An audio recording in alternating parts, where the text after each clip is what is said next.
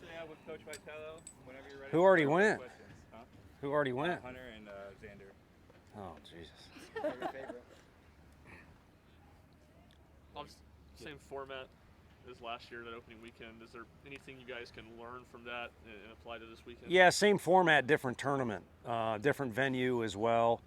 We've been blown away about how organized things are, how much information we have on how things will go. And then obviously it's going to be an incredible venue, home of the World Series champs. And the competition's incredible. A lot of familiar faces with that. So it's a different vibe.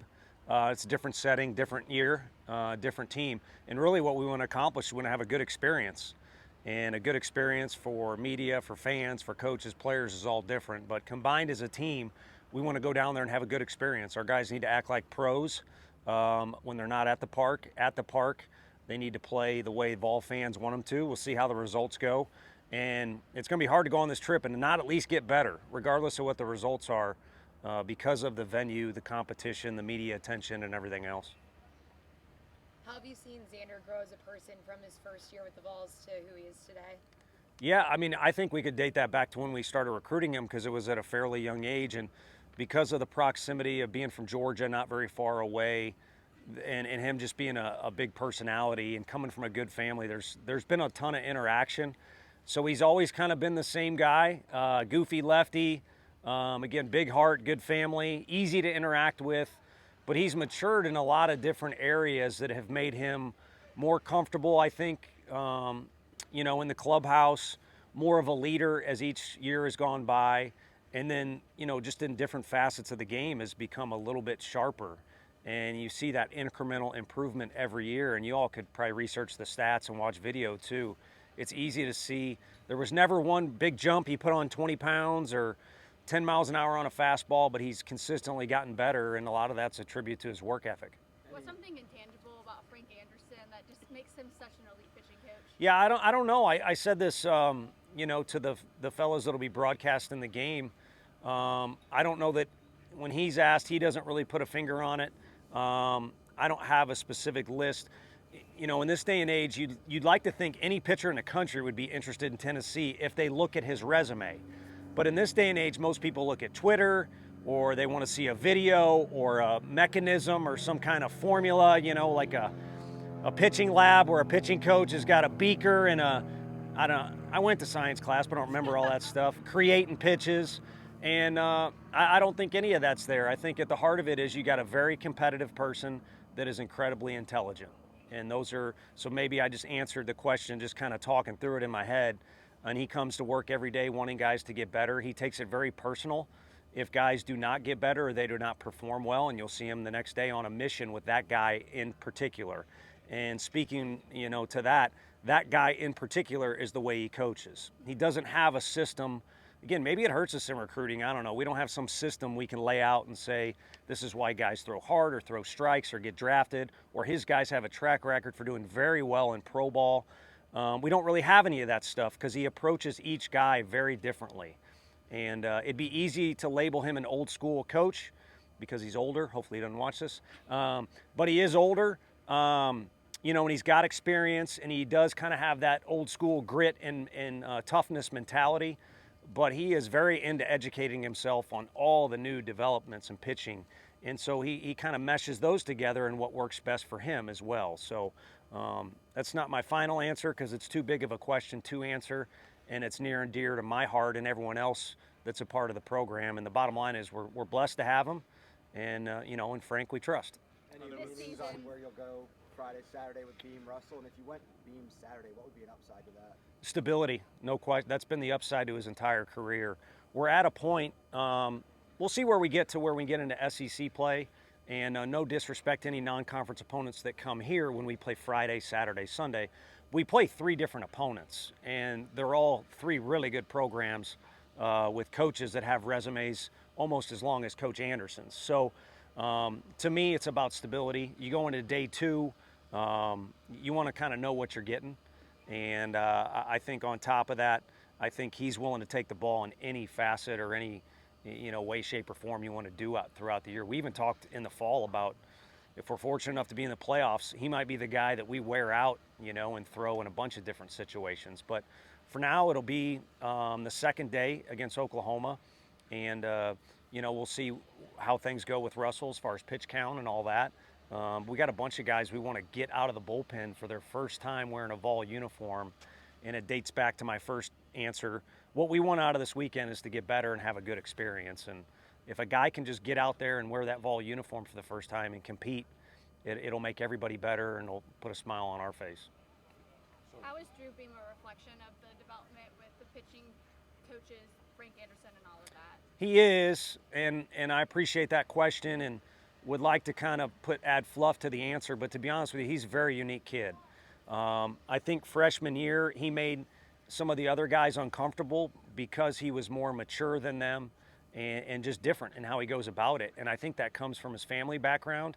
It's hard to say anyone's better or worse in certain areas when it comes to personality or character, but he's different. And again, I think that maturity is tied into the word stability I said earlier. So he's kind of always been somebody that's polished in a meeting or in a locker room or in a dugout. And then it's increasingly got better. He's kind of along with Xander. There's never been one crazy big jump because he burst onto the scene pretty quickly. But I think that came from, again, just incremental daily improvement. He's very regimented and very into his work ethic and is always open to coaching. And so I think because he's open to coaching, he has improved as much as you can. I mean, all we've ever asked of our guys is, if you listen to Woody, who's been around over 16 first-rounders, I think, and been in pro ball, Q, who's been in Major League Baseball and has been around as many as you can list, and I think is the best guy in the country, and Frank, if you just listen to what those guys do, you'll have a good experience, and you're probably going to be in a pretty dang good position. And Drew Beam is a guy that'll just listen to what he's asked to do, and he'll go do it. Do you have an update on Ariel and Dean? Yeah, Ariel's coming along. He's able to use his lower half in any way, shape, or form that we want as coaches. But he did have the thumb issue, so we got to be a little patient where he's doing anything, swinging a bat or fielding. He is able to play catch. And then Dean, knowing Dean, as big and physical as he is and confident as a kid, he's going to want to play Friday. Whether he'd be in the lineup even if he wanted to, we haven't even gotten that far. It's been nice to see the competition we have. But I think Dean and Alex Perry both had, lower half injuries that were minor. And if push came to shove, we could use both of them on Friday. But it's more of a conservative time of year as opposed to May. We don't want to hear you turned your ankle or you're not feeling well or you got a cough or anything like that. But for now, we'll be a little more conservative. What do you expect that middle infield? What do you expect that middle infield to look like this weekend? Simo and Bradkey will be two of the mainstays. I think we mentioned Curley and Perry. We'll assess where their bodies are at. It'll be nice to kind of see those guys. And I'm sure I'm leaving somebody out. I mean, Cam Bates is from Oklahoma. And so it'll be cool to have him in the dugout. And he's performed really well. He just keeps increasingly get better. But, Simo and Bradkey are two older guys that we trust. And then we'll be out there at some point. But heck, Hunter Ensley was at second base, and Bargo, during some of the drill work, was in the middle.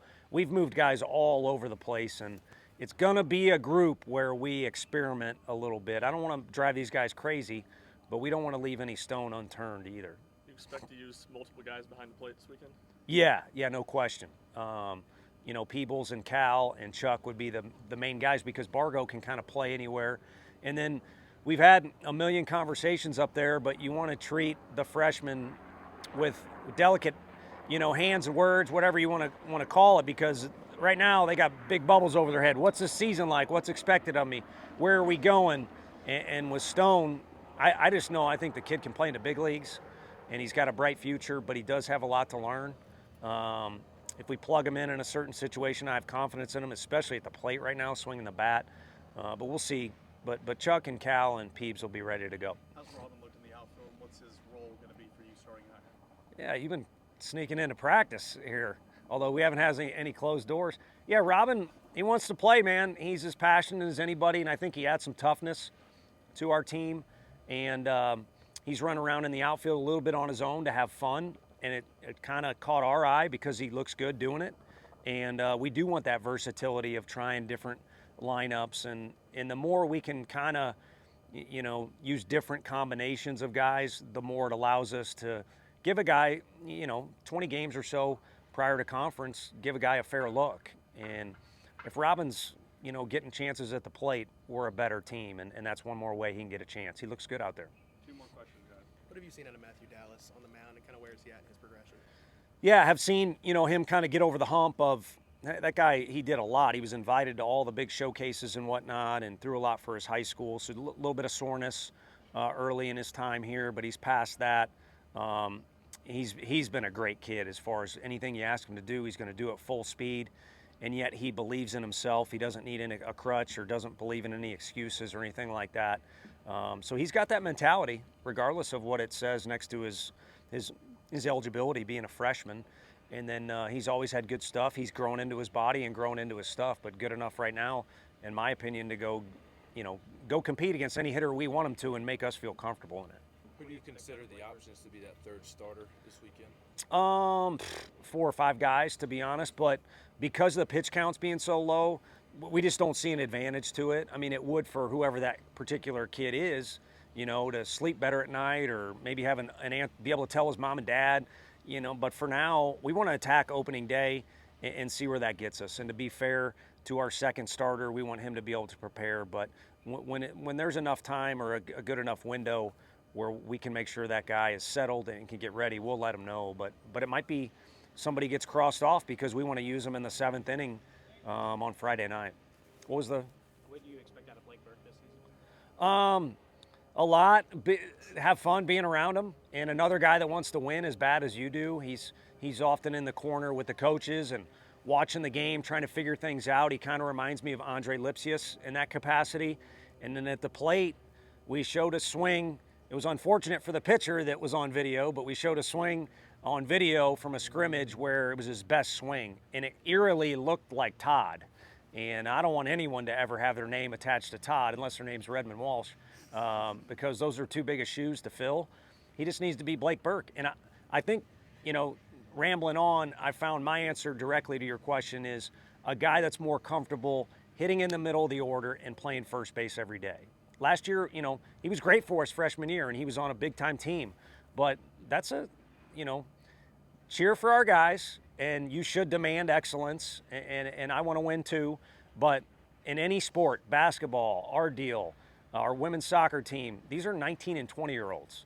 So this kid came all the way from California and all of a sudden is supposed to take over for Luke Lipsius, who was like 36 years old, and play every day and hit in the middle of the order. And then you guys started comparing him to Todd before we did. And he hears that because he doesn't listen to me or the other coaches and stay off social media.